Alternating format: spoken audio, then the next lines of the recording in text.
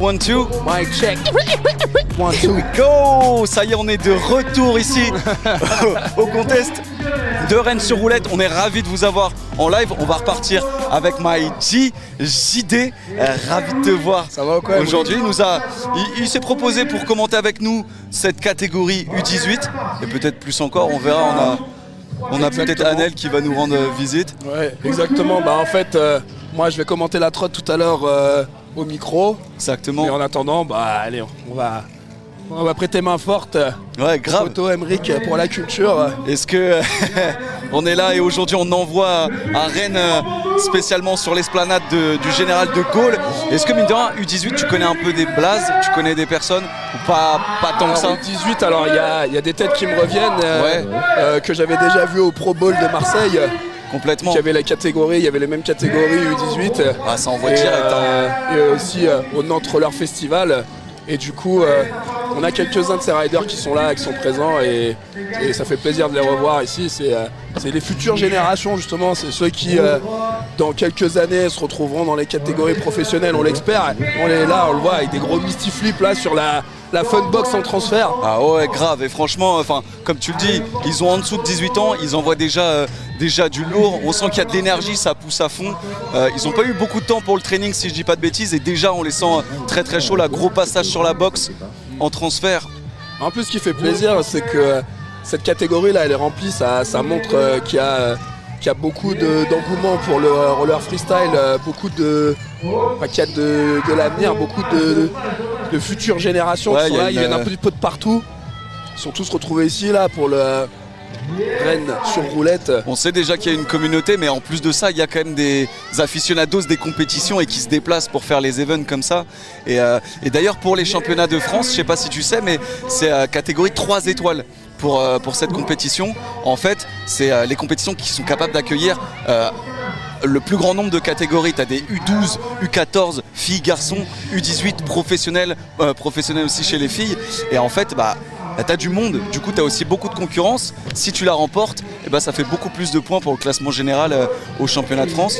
Donc on est ravis là d'avoir du beau monde pour une compétition qui compte d'autant plus. Ouais. C'est là qu'on voit aussi qu'il y a beaucoup de diversité dans le roller freestyle. Tu vois justement le nombre de catégories, on voit qu'il y a de l'avance par exemple par rapport à la trotte freestyle où en général on a l'habitude de voir amateurs, professionnels. Depuis peu les catégories des riders professionnels qui commencent à arriver aussi de plus en plus sur les circuits. On voit que déjà dans le roller, comme tu as dit, on a beaucoup plus de catégories, beaucoup plus découpées. Tu peux les rappeler d'ailleurs. On a U12, voilà, U14 chez les filles et chez les garçons, ensuite U18 et après la catégorie professionnelle, amateur et professionnel. Donc en fait à tous les âges, toute la famille pourrait passer, il manquerait plus qu'une catégorie pour les seniors, mais il y en a pour tous les goûts. Il en existe une d'ailleurs là. Ouais. Un événement que j'avais fait au Nantes Roller Festival, ils avaient la catégorie des vétérans. Et ça m'étonne pas du tout. Il me semble qu'on a un vétéran justement là sur le parc et il s'agit de Jay et il me semble qu'il va participer dans la catégorie vétérans si je dis pas de bêtises. Ça ferait vachement kiffer d'avoir tous les âges comme ça. On retourne sur cette première jam, la première poule des U18. Se sont bien envoyés, on le disait, pour les juges, il faut vraiment rester attentif là, c'est pas de l'individuel, ils sont à 3 sur skatepark. Allez, t'as vraiment une exploitation sur le rail là, sur le rail rouge là, il y en a pas beaucoup qui ont touché là sur cette poule là. Et... T'as bien raison, c'est quasiment les premiers là, justement le premier à se lancer sur le rail. Bam là. Grosse brille ici avec un 3-6 dans.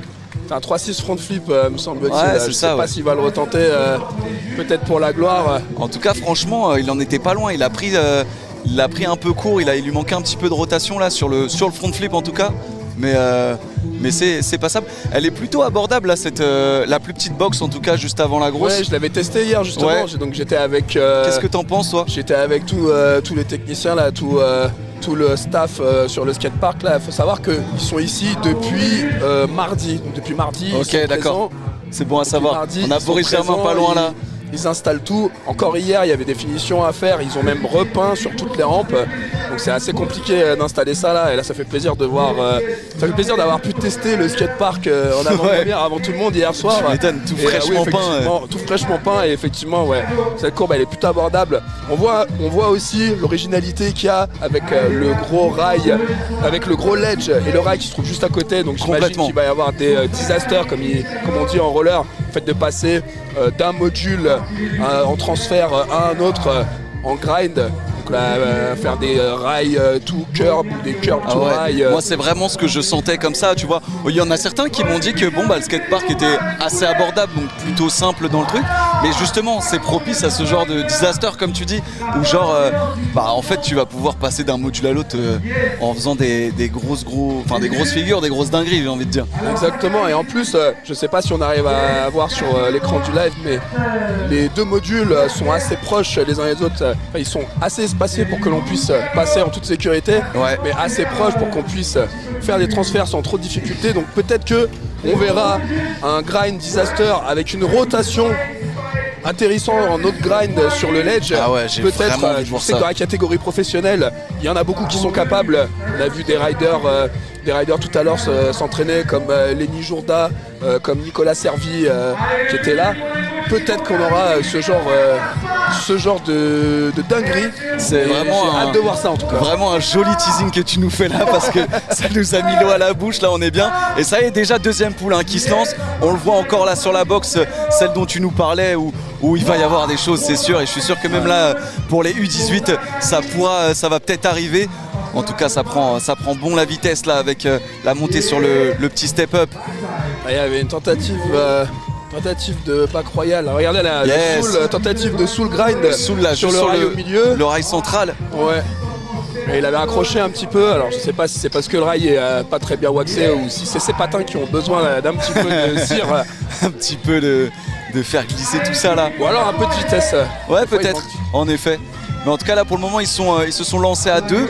J'ai l'impression qu'en fait voilà on a certainement deux poules qui vont se définir. Il y a peut-être eu un découpage en 2 et 2 pour finir. Ouais. Mais là on a une poule de 2 là. Voilà c'est ça. Là. Donc je pense qu'ils ont recoupé comme ça. Ça leur fait un petit peu plus de place. On va voir s'ils vont essayer de varier un petit peu. Pour le moment ça tourne en tout cas sur l'aile ouest, l'îlot central et à droite. Pas encore sur le rail rouge. Mais déjà ils font preuve pas mal de technique ouais. Là on le revoit ici. Faki top soul. Ah yes, il y a eu un Mizu grind sur le rail du milieu, une tentative de 540 là, sur la courbe. Petite chute là aussi en sortie de Volcano, dommage hein. Avec ce sol breton qui ne pardonne pas malheureusement. Ah ouais, ça c'est sûr. On est sur des pavés, mais on dirait pas comme ça à la caméra. On voit des pavés qui ont l'air assez impressionnants et qui ont l'air justement moi l'impression que j'avais quand je montrais les photos aux riders qui allaient venir ici en trottinette, c'est qu'ils me disaient les pavés là c'est vraiment n'importe quoi. En fait il faut savoir que c'est très très très lisse comme même Rick vient de l'indiquer, et du coup les riders ne le sentent quasiment pas quoi. Là vous voyez bien que perd de pas de vitesse, ça passe et il en est content. Oui, comme tu le dis, finalement ça pourrait paraître impressionnant et en fait c'est totalement rideable et même la surface reste plus ou moins agréable. Ouais. Exactement, là où par contre ça pardonnerait un petit peu moins, ce serait sur les chutes. Parce exact. Que, il fait quand même 25 degrés je crois au maximum aujourd'hui. Ouais. Il fera 25 degrés, vous voyez il n'y a pas du tout pas un seul nuage, rien du tout, donc le sol est assez chaud. Et si une chute arrive malencontreusement, il ne faut pas trop rester longtemps au sol parce qu'on risquerait de se brûler. Le sol est aussi chaud qu'un menhir. Et juste avant, on avait une petite chute qui s'est passée juste devant nous, sortie du Volcano. Il est resté allongé, mais pas pour très longtemps. On l'a bien vu. Non, on voit bien que d'habitude, je sais pas si ça te le fait aussi. Tu sais, t'es tellement dépité que une fois que tu relâches un trick, tu fais ta chute, tu te dis bon, je vais rester là un petit peu le temps de décompresses de ta chute finalement. T'as même pas le temps ici, il faut tout de suite que tu te relèves et c'est pas plus mal parce que on est sur des jams, on est sur un format de jam donc t'as pas le temps, il faut que tu te relèves, il faut que tu enchaînes les tricks, l'heure tourne. Les juges te regardent, les juges attendent de toi que tu utilises le maximum, que tu utilises à fond le temps qui t'est imparti et que tu essaies de mettre le plus de figures pendant cette jam. Donc on n'a pas le temps de faire un pique-nique sur ce à peine on chute, à peine on se relève, hein, tu l'as dit. Et même si c'est 3 minutes, on pourrait croire que c'est quand même large. Finalement, déjà on se fatigue assez vite parce qu'on a envie de plaquer ses tricks, etc. On fait des allers-retours dans tous les sens et une simple chute déjà te fait perdre beaucoup de temps. Ça va chercher dans les 20-30 secondes parfois, peut-être pas autant, au moins une bonne dizaine de secondes jusqu'à 20. Et c'est déjà énorme sur 3 minutes. Et surtout, comme tu l'as dit, c'est une épreuve assez particulière qui fait que ça peut rajouter une pression en plus pour ce type de catégorie, U18. On pense que pour les catégories professionnelles, qu'il y ait une grosse importance à la compétition ou non, ils sont habitués à la pression, ils sont habitués au public, à entendre la voix du speaker et la musique des DJ. Pour d'autres catégories comme U12, U14, U18, on a des plus jeunes, des moins expérimentés en compétition, des riders locaux en général qui peut-être même font leur compétition pour la première fois. Totalement raison. Ça rajoute déjà un stress en plus. Si à cela tu rajoutes le côté importance avec les 3 étoiles dont tu parlais tout à l'heure, effectivement c'est encore une pression en plus. Donc je suis assez admiratif de tous ces riders qui se lancent sur leur jam là avec les encouragements du public. Là on peut entendre, je sais pas complètement. Si dans le live tu as totalement raison et tu le précises encore une fois, le public est là, répond présent et c'est aussi ton job de speaker, un job de speaker d'enivrer un peu la foule, mais déjà ils répondent présent, ne serait-ce qu'à chaque figure qui est placée. Je sais que dans le live aussi vous le faites beaucoup et on vous remercie pour ça, mais oui ça compte beaucoup, ça peut parfois même déstresser je dirais. Qu'est-ce que t'en penses là-dessus toi? Bah écoute, toi et moi on est des riders, on a déjà fait des compétitions et même on a juste fait des sessions avec les potes. Rien que quand les potes sont là à te motiver, ça t'enlève un poids et ça te donne de la force. Alors imagine quand tu as 100-200 personnes qui crient ton nom, c'est là pour toi, la voix du speaker qui va encourager, il va faire en sorte qu'il y ait tous ces encouragements. Et ben effectivement dans la balance entre le stress et l'envie de plaquer tes tricks, on régule un petit peu et on arrive à tout envoyer, en tout cas le maximum. Et heureusement qu'il y a le public, écoutez ça. On les entend. Voilà, ça fait plaisir. Moi je les ai entendus, j'espère que vous les avez entendus. Ils crient bien fort et on a un petit peu tout le monde. J'ai vu beaucoup de curieux et de curieuses déjà qui s'arrêtaient autour des structures là sur l'esplanade du Général de Gaulle. Mais même là sur l'estrade du public, on a déjà du beau monde et ça va continuer encore toute la journée et même demain. Donc t'as vraiment raison de le préciser et c'est hyper intéressant ce que tu nous as dit sur l'effet de se déstresser. Là, génial, on sent que là il a relâché la pression, il était détendu sur sa rotation, là, gros 540 en transfert pour notre jeune rider ici à moins de 18 ans, incroyable. Mais justement là, vu que je regarde à ma montre, il est 14h20, en réalité c'est le début de la journée, même si ça fait déjà depuis midi que les riders sont présents sur le skatepark à envoyer des tricks. On est quand même au début de l'après-midi, il est seulement 14h, les Rennais commencent à arriver petit à petit sur l'esplanade et il faut savoir aussi que le freestyle ici sur le skatepark ça représente seulement 5% de tout l'événement Rennes sur roulette. Donc en général le public a plus l'habitude d'aller se diriger vers les autres disciplines de roller que sur ce qui se passe sur le skatepark. Donc il faut aller les chercher.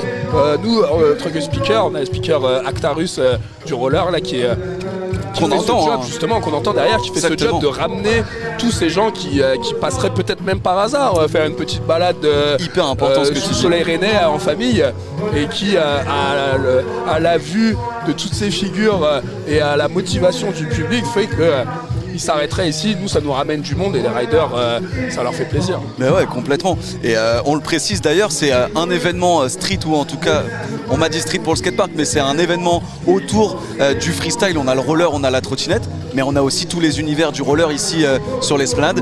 Donc ça brasse aussi d'autres gens qui n'ont pas forcément l'habitude de voir du freestyle, mais qui sont assez familiers au roller. Et parfois même pour la trottinette, c'est plutôt bénéfique d'avoir ce mélange de disciplines. Je sais que là on n'a pas le skate ni le BMX ou encore d'autres disciplines, mais déjà d'avoir le roller et la trotte, c'est plutôt, je trouve ça intéressant moi. Qu'est-ce que tu en penses aussi sur ce point de vue? Ce qui est d'autant plus intéressant, c'est que pour la scène rennaise trottinette, il n'y a pas eu beaucoup d'événements qui s'est passé ici dans cette ville. T'as raison. Et donc heureusement, c'est là où on est content que Rennes sur roulette prenne l'initiative d'inclure la pratique de la trottinette freestyle, alors que de base on est sur un événement 100% roller. Complètement. Et c'est bien qu'on ait eu un pourcentage de trot freestyle sur le skatepark pour pouvoir donner de la visibilité justement à ce sport et surtout à cette scène. Parce qu'on aura des pros, on aura des riders pros qu'on a l'habitude de voir sur tous les circuits. Voilà. Mais dans les autres catégories amateurs, on va surtout avoir du local. Et ça va être vraiment le plus intéressant ça va vraiment être le plus intéressant. On a l'habitude des fois de le voir sur Nantes. Oui, c'est ce que j'allais dire. Sur Nantes. Le Trottirama par exemple. Exactement, au Trottirama. Que tu as l'habitude de comme skier. Street Tour. Ou alors même à la Street Jam de Lorient, à la Lorient Jeunesse. Mais ici, à Rennes même, on est plutôt... il y a beaucoup moins d'événements en rapport avec ça. Et c'est bien qu'il y ait la visibilité de cet événement, un événement tel que Rennes sur roulette, pour pouvoir mettre en lumière cette scène locale rennaise. Tu as totalement raison, c'est magnifique ce que tu viens de dire et justement il y a beaucoup de motivés. On les a croisés, moi j'ai croisé les plus jeunes, ils sont surmotivés. On va terminer avec ça, on va marquer une petite pause. Mais merci JD de nous avoir fait kiffer là-dessus. Ça fait toujours plaisir, en plus il fait beau. Et ouais, puis, grave. Et voilà. On va se retrouver dans quelques minutes. T'es le boss. Simer JD, à tout de suite. À tout à l'heure.